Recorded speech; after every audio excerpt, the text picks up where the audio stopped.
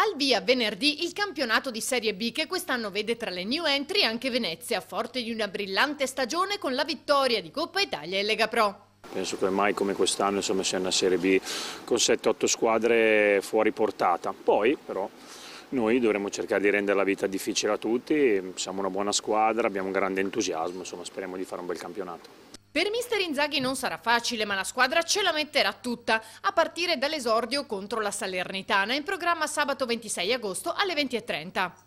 È una partita complicata come saranno tutte in B, insomma Salernitana è una squadra di esperienza con giocatori che giocano da tanto tempo in questa categoria.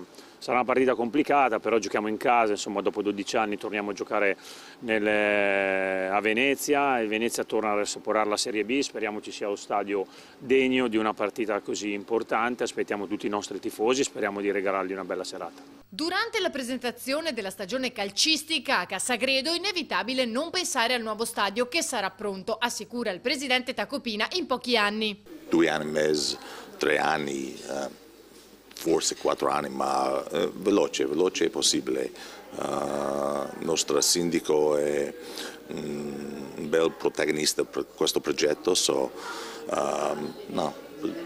avanti ogni giorno un altro passo. Ma questo sicuro, stadio sicuro, ma tempo è non sicuro, ma non troppo lontano.